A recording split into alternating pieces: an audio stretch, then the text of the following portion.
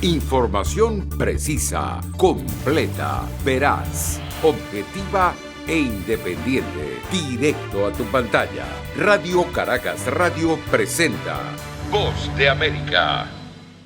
Distintos sectores de la sociedad venezolana responsabilizan al gobierno del presidente Nicolás Maduro por la muerte de Raúl Isaías Baduel, exministro de Defensa durante el gobierno del expresidente Hugo Chávez, y quien se encontraba detenido en una de las sedes de inteligencia del Estado. Activistas de derechos fundamentales instaron a la Oficina de la Alta Comisionada de la ONU para Derechos Humanos a realizar una investigación exhaustiva e imparcial. Familiares de Baduel acusan al gobierno de haberlo asesinado y dicen dudar de la versión del fiscal general Tarek William Saab, quien aseguró que Baduel tenía COVID-19, como expone Margaret Baduel, una de las hijas del exministro de la Defensa que el miércoles fue inhumado de forma controlada. La autopsia la realizaron aproximadamente a las 11 de la noche. ¿Cómo es que el fiscal de la República a las 6 de la tarde puede aseverar que mi padre falleció con COVID? Porque no fue una muerte casual. Ellos dejaron que mi papá se muriera. Mi papá murió en manos de ellos. Juan Guaidó, considerado presidente interino de Venezuela por decenas de países, aseguró en un mensaje en su cuenta de Twitter que el gobierno secuestró, torturó y le negó atención médica a Baduel. El martes por la tarde, el fiscal general anunció que Baduel falleció de un paro cardiorrespiratorio producto del COVID, mientras se le aplicaban los cuidados médicos correspondientes y recibido la primera dosis de la vacuna. Baduel se desmarcó del gobierno de Chávez cuando en 2007 llamó a votar contra la reforma constitucional que buscaba la reelección presidencial indefinida. Es el tercer preso político que ha muerto en 2021 bajo custodia del Estado y el 10º desde el 2015. Carolina Alcalde, Voz de América, Caracas. La pandemia del COVID-19 impactó la salud mental y emocional de los niños y las niñas en El Salvador, quienes durante el confinamiento enfrentaron episodios de inseguridad en sus comunidades, violencia sexual y física y alteraciones en el proceso educativo, según los estudios que realizaron organizaciones como Plan Internacional y el Fondo de Población de Naciones Unidas, UNFPA. Para analizar la situación se pusieron en marcha diversos programas de atención psicológica, como explicó Aarón González, psicólogo de la Fundación Salvadoreña Silencio Fundasil. Estuvimos atendiendo diferentes casos relacionados al duelo, dificultades escolares o educativas, el tema de ansiedad o la separación que puede generar precisamente los cambios a partir de la pandemia. Por su parte, el Fondo de Naciones Unidas para la Infancia, UNICEF, implementó un sistema para atender a los padres de familia que buscaban ayuda para mitigar el efecto en la salud mental y emocional de los niños y niñas que perdieron a alguno de sus progenitores como consecuencia de la pandemia, explicó el especialista González. Elaboración de una carta, un dibujo, enfocado quizás a esta persona que falleció, ¿verdad? Primero también la forma de cómo se informa a los niños y las niñas el tema de la muerte, ¿verdad? Los estudios acerca del impacto de la pandemia del COVID-19 en la niñez también alertan sobre los embarazos forzados en niñas, producto de las violaciones que en su mayoría ocurrieron durante el confinamiento en los entornos familiares, una dura realidad que evidencia el largo camino que todavía queda por recorrer en algunos países de Latinoamérica con respecto a la lucha por los derechos básicos de las niñas y mujeres en la región. Nerima del Reyes, Voz de América, El Salvador. Ecuador es uno de los países que ha completado el plan de vacunación en su población adulta y adolescente más alto de la región, con un 70% de personas vacunadas contra el COVID-19. Ahora también incluye a los niños entre 5 y 11 años de edad. La ministra de Salud, Jimena Garzón, señaló la vacuna que van a recibir. ¿Podrán recibir la vacuna Sinovac? Los primeros en vacunarse serán los niños de 6 a 11 años y lo harán desde el 18 de octubre. Recibirán las 2 dosis de Sinovac con un lapso de 28 días entre la primera y la segunda. Los padres de familia están optimistas, pues esto hará posible que los pequeños regresen a sus clases presenciales. Paul López, padre de un niño de 6 años, expresa: Prefiero cuidar la salud de mi hijo y la de mi familia y poder mandarlo a clases a mi hijo. También se ha contemplado la inoculación con Pfizer para los niños de 5 años, pero los padres deben haber logrado el proceso de vacunas anteriores antes de colocar la primera dosis. La ministra Garzón enfatiza. Es decir, la vacuna contra la difteria, paperas, tétanos y también la vacuna antipoliomielítica. 2 millones de niños podrán estar vacunados hasta diciembre de este 2021. Las vacunas se colocarán en los centros de salud y con brigadas en las escuelas del país. Para la ministra de Educación, María Brown, existe un objetivo fundamental: salvar vidas. Ese es nuestro principal objetivo. Giselle Jacome, Voz de América, Quito.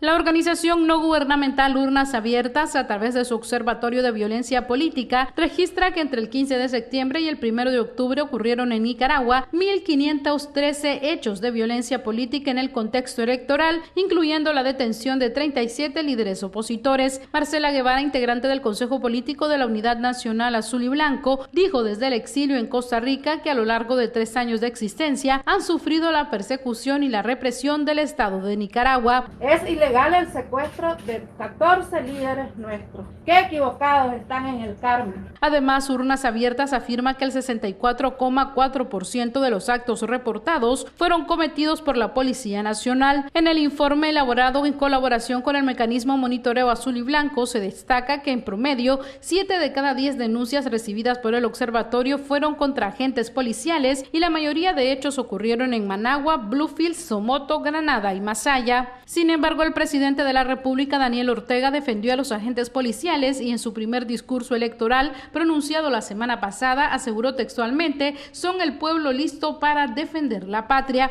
No podía ser un golpe de Estado esto que conocemos, donde entran los ejércitos o las policías, porque aquí ejército y policía son el pueblo uniformado. La organización Urnas Abiertas identifica también al Ministerio Público, al Poder Judicial, simpatizantes del Frente Sandinista de Liberación Nacional, fuerzas combinadas estatales y civiles, así como grupos paramilitares como parte de la lista de principales agresores. Daliana Ocaña, Voz de América, Nicaragua. 2, 1. La nave espacial de Blue Origin, la compañía aeroespacial del multimillonario Jeff Bezos, despegó y aterrizó con éxito en el vuelo que duró 10 minutos a una altitud de aproximadamente 106 kilómetros. William Shatner, el actor estadounidense de 90 años que personificó al Captain Kirk en la exitosa serie de Hollywood Star Trek, fue parte de la tripulación de turistas espaciales y el héroe espacial se convirtió en la persona de mayor edad en subirse a un cohete. A Shatner le acompañaba Audrey Powers, vicepresidenta de operaciones de Blue Origin, y 2 clientes que pagaron: Chris Boschwin, un ex ingeniero de la NASA, y Glenn DeVries, fundador de una compañía de software 3D. Al aterrizar en tierra a bordo de la cápsula, los 4 tripulantes fueron recibidos por Jeff Bezos y el equipo de Blue Origin y familiares. Shatner, visiblemente conmovido y anonadado por la experiencia, habló con Bezos sobre lo que no se esperaba del vuelo. What you have given me is the most profound experience I can imagine. La cápsula New Shepard recibió el nombre del primer estadounidense en el espacio, Alan Shepard. Este fue el segundo vuelo de pasajeros programado de Blue Origin, utilizando la misma cápsula y cohete que Bezos utilizó para su propio lanzamiento hace 3 meses. Richard Branson de Virgin Galactic inició el auge del turismo espacial con sede en Estados Unidos en julio, montando su propia nave espacial al espacio. Bezos lo siguió 9 días después a bordo de su propia cápsula. Elon Musk se quedó atrás cuando su compañía SpaceX lanzó su primer vuelo turístico el mes pasado. John F. Burnett, Voz de América, Washington. Más de 130 países hicieron recientemente un acuerdo global para garantizar que las grandes empresas multinacionales paguen una tasa impositiva mínima del 15% y dificultarles así la evasión de impuestos. Pero el mundo tiene un largo camino por recorrer antes de que se implemente este acuerdo. Después de 4 años de negociaciones lideradas por la Organización para la Cooperación y el Desarrollo Económicos, OCDE, 136 países acordaron la semana pasada una revisión radical de las normas tributarias internacionales, y el acuerdo, que cuenta con el respaldo del presidente Joe Biden, destaca una tasa impositiva corporativa global mínima del 15% para las empresas con ingresos anuales de más de $870 millones, y además estipula que estas grandes corporaciones deben pagar impuestos donde operan y no solo donde están sus oficinas. Los defensores dicen que el acuerdo revertiría una carrera de décadas para reducir las tasas de impuestos corporativos que han alentado a las empresas a trasladar las ganancias a jurisdicciones de impuestos bajos y priva a las naciones de obtener financiación para combatir crisis sanitarias mundiales y construir nueva infraestructura. Pero los detalles técnicos aún no se han ultimado. Kylie Pomerleau es investigador principal del American Enterprise Institute y hace un análisis de esta situación. Queda por ver qué tan exitosa será la implementación y cómo esto realmente terminará impactando los ingresos fiscales globales y la transferencia de ganancias corporativas, dijo. Aproximadamente hasta el año 2023 no se podrá implementar el acuerdo, según afirman algunos signatarios, incluidos China e Irlanda, que quieren proteger los incentivos fiscales actuales. Daniel Baum es el vicepresidente de proyectos globales de Tax Foundation y habló con La Voz de América sobre este tema. También está claro que muchos países, en particular los países en desarrollo, están interesados en continuar con estas negociaciones, una vez que se haya acordado esta versión del acuerdo para poder decir, está bien, ha habido avances aquí, se han realizado algunos cambios, pero nos gustaría ir más allá y abrir otra conversación en 2023. La OCDE estima que la regla de impuesto mínimo generará $150 mil millones en adicionales ingresos fiscales globales anualmente. Pero las grandes empresas multinacionales como Amazon aún pueden aprovechar las numerosas exenciones, ya que el acuerdo simplemente no va lo suficientemente lejos, como afirman los defensores de la igualdad global. El Congreso de los Estados Unidos tendría que aprobar una legislación para implementar el acuerdo fiscal global y los republicanos han amenazado con bloquearlo. Héctor Contreras, Voz de América, Washington. El secretario de Estado de Estados Unidos, Antony Blinken, afirmó que hay muchas esperanzas de avanzar en el proceso para lograr progresos y encontrar soluciones para el conflicto de Israel y Palestina, y enfatizó en que se trabaja para expandir los acuerdos de normalización entre Israel y las naciones árabes, conocidos como los acuerdos de Abraham. En una sesión informativa con reporteros que anticiparon las reuniones del secretario Blinken con sus homólogos israelíes y emiratíes, funcionarios del Departamento de Estado enfatizaron en que los acuerdos de Abraham no sustituían la solución de dos estados entre israelíes y palestinos. Seguimos dando la bienvenida a la cooperación económica entre Israel y todos los países de la región, dijeron, añadiendo, esperamos que la normalización pueda aprovecharse para avanzar en el progreso en las vías israelí-palestina. Blinken se reunió por primera vez con el ministro de Relaciones Exteriores israelí Yair Lapid y el jeque Abdullah bin Zayed Al Nahyan de los Emiratos Árabes Unidos por separado en el Departamento de Estado el miércoles. Se anticipó que luego se organizará una reunión trilateral con ambos, la primera de su tipo. Los líderes de Israel, los Emiratos Árabes Unidos y Bahrein firmaron los acuerdos de Abraham en la Casa Blanca en septiembre y en octubre, Israel y Sudán anunciaron que normalizarían sus relaciones, mientras Marruecos estableció lazos diplomáticos con Israel en diciembre del año pasado. Los funcionarios palestinos dijeron que se sentían traicionados por sus hermanos árabes por llegar a acuerdos con Israel sin antes exigir avances hacia la creación de un Estado palestino. Hasta el año pasado, solo dos estados árabes, Egipto y Jordania,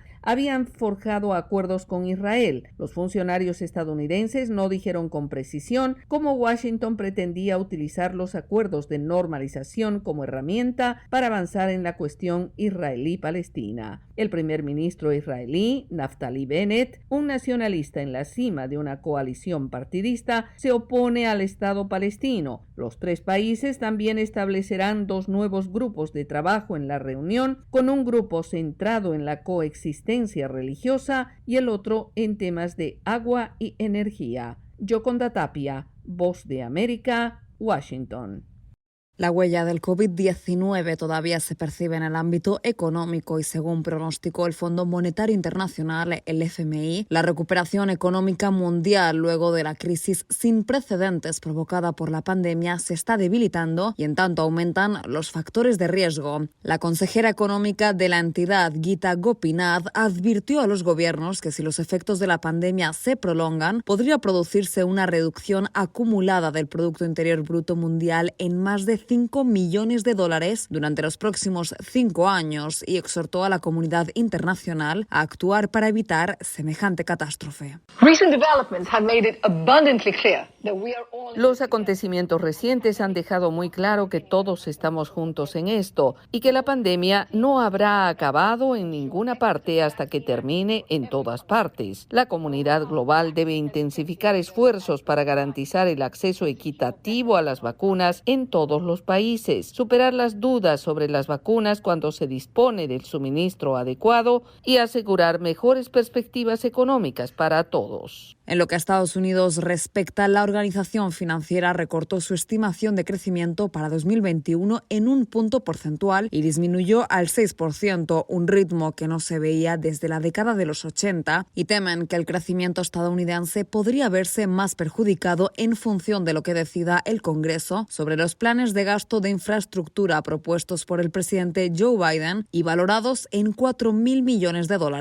En tanto, en su informe, el Fondo Monetario Internacional elevó las perspectivas de crecimiento para Latinoamérica en 2021 al 6.3%, medio punto porcentual por encima de su último pronóstico en el mes de julio. Un vaticinio sorprendente teniendo en cuenta que se trata de una de las regiones más afectadas por la pandemia. Resalta el aumento en las previsiones de Argentina, que crecerán casi 1 punto porcentual, y su vecino Chile será el país latinoamericano que crecerá a mayor ritmo, un 11%. Además, Perú y Colombia también presentaron pronósticos favorables para sus economías. Esta previsión de crecimiento corresponde principalmente al buen desarrollo del sector exportador de materias primas, aunque en la cara B de la moneda también será la región que experimente mayor inflación, más de un 9%.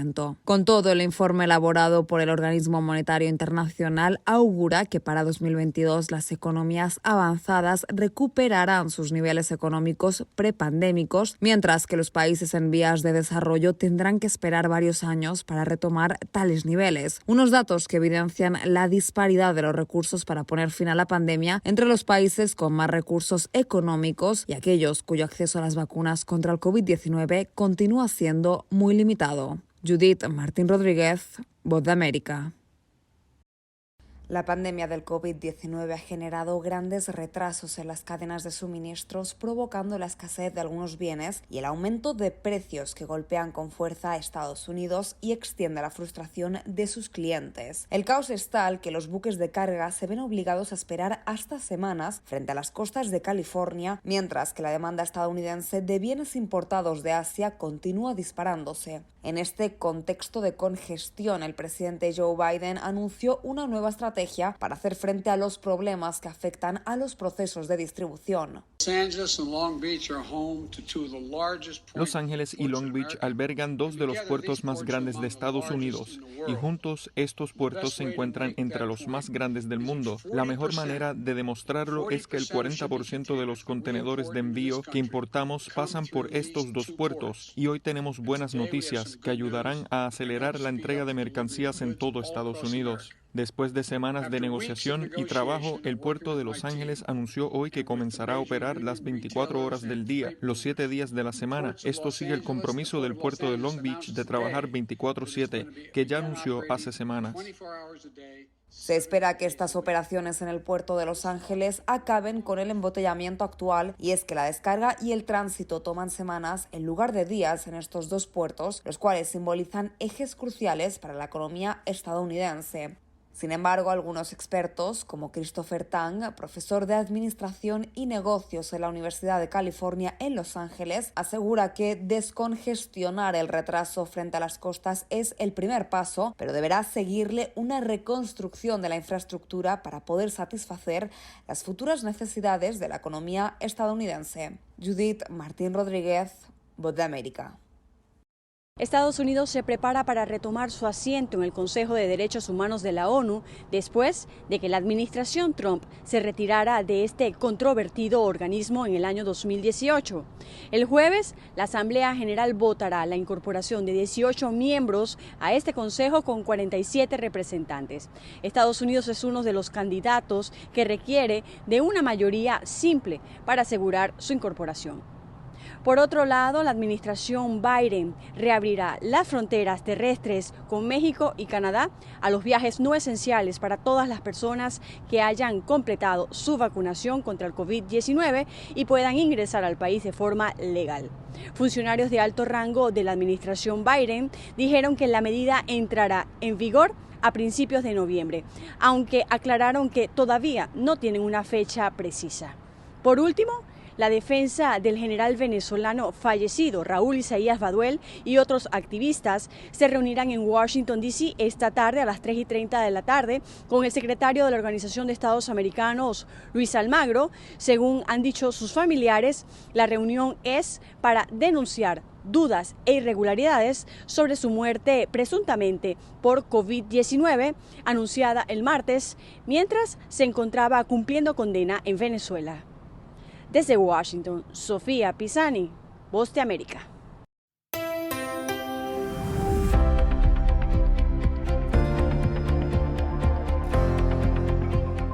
Cordiales saludos a nuestra audiencia desde Washington. Soy Yoconda Tapia y hoy en Conversando con la Voz de América abordamos el tema de la preocupación de organismos internacionales por la creciente presencia de menores en los flujos migratorios hacia México, Estados Unidos y Canadá, enfrentando serios riesgos en ese camino. Este es el tema que se pone en contexto con el alerta que lanzó UNICEF, la agencia de la Organización de las Naciones Unidas para la Infancia, y la entrevista de nuestra colega Celia Mendoza con Javier Córdoba, coordinador de programas de UNICEF en Panamá. Bueno, básicamente hemos lanzado este reporte para alertar un poco de una situación muy preocupante, ¿no? En este año 2021, el número de población migrante que está atravesando la frontera entre Colombia y Panamá a través de la jungla del Darién, pues ha incrementado de manera significativa, ¿no? Tenemos ya más de 90.000 personas registradas, migrantes, que han cruzado la selva por esta vía tan peligrosa, y de ellos 19.000 son niños, niñas y adolescentes, aproximadamente el 20% de ellos. Y lo que es más preocupante todavía, la mitad de esos niños, casi 10.000 niños, tienen menos de 5 años de edad. Los riesgos que enfrentan pues son múltiples y variados, ¿no? De por sí, los riesgos propios relacionados con cruzar durante 7-8 días caminando una selva, con los peligros propios de esa selva, pero además estamos hablando de que existen grupos criminales que están asaltando a los migrantes, estamos teniendo reportes de situaciones de violencia extrema, situaciones de abuso sexual, y es por eso que estamos haciendo este llamado un poco para alertar, para concienciar sobre esta situación que se está desarrollando. Mencionaba algo que es importante y es el tema de la cantidad de menores bajo los 5 años. ¿Existe un problema y preocupación acerca de menores no acompañados en el término de que o están viajando solos o pierden a sus acompañantes en el camino precisamente por esas condiciones de violencia y condiciones difíciles que hay en la selva del Darién? Efectivamente, tenemos casos de niños y niñas que llegan solos o llegan acompañados de un adulto que en realidad no es uno de sus tutores o de sus papás por diferentes razones. A veces la propia dureza del camino hace que los papás, las mamás, entreguen temporalmente a sus hijos e hijas a algún otro migrante para que llegue hasta allá. Es ahí donde, con el apoyo de UNICEF, son identificados estos niños y referidos a las autoridades para gestionar ese caso. Entonces, sí es cierto que esto también se ha visto incrementado en este último año y es algo que nos preocupa mucho. Hay algo que mencionaban en el reporte y es el incremento del uso de la violencia sexual. Cuéntenos un poco acerca de ese tema en especial, porque ustedes también han visto un incremento en el número de asaltos sexuales contra menores adolescentes. Así es, nosotros hasta la fecha tenemos registrados 29 casos, reportes, denuncias de niñas y adolescentes que indican haber sido víctimas de violencia sexual durante el trayecto. Esa parte de la selva del Darién pues sufre diferentes problemas, ¿no? Y sobre todo de una presencia muy fuerte de diferentes organizaciones criminales, grupos armados que se dedican, digamos, a diferentes temas ilícitos. Y de alguna manera el hecho de que las personas, de que los migrantes estén cruzando por esos territorios les expone a estos grupos que hacen de la fuerza, de la violencia, una forma de controlarlos, ¿no? Entonces efectivamente usan la violencia sexual y otro tipo de formas de violencia para extorsionarlos, les roban, les maltratan, etc. Y es algo que es muy complejo de atajar porque será en el corazón de la selva. 4 días selva adentro, jungla adentro. Entonces es muy importante mandar un mensaje de que hay que tratar de promover rutas seguras para la migración, y esto es algo en lo que deben trabajar principalmente los estados, ¿no? Los países. Necoclí se ha convertido en un punto de enfoque precisamente por la cantidad de personas que están esperando. Cuéntenos un poco acerca de los esfuerzos que se están realizando en esa zona. En realidad, una precisión. Los lugares de salida de los migrantes son principalmente Chile y Brasil. Son los lugares de origen. Hay una serie de causas estructurales que han provocado que durante este año más de 90.000 personas migrantes hayan decidido emprender su viaje hacia Norteamérica. Estados Unidos principalmente, pero también Canadá y en algunos casos incluso México son sus destinos finales. Es cierto que cuando llegan, después de subir por todo el continente sudamericano, llegan a la frontera norte de Colombia, se encuentran con la selva de Darién, una zona que es tremendamente compleja para poder cruzarla. En ese sentido, las personas se acumulan del otro lado de la frontera y allí UNICEF brinda diferentes servicios y está desarrollando atenciones en especial para la niñez en temas, por ejemplo, relacionados con agua, saneamiento, higiene, entre otros. Era Javier Córdoba, funcionario de UNICEF, amplificando la preocupación de esta agencia sobre los menores migrantes que enfrentan grandes peligros en la ruta hacia el norte del continente. Esto fue Conversando con la Voz de América.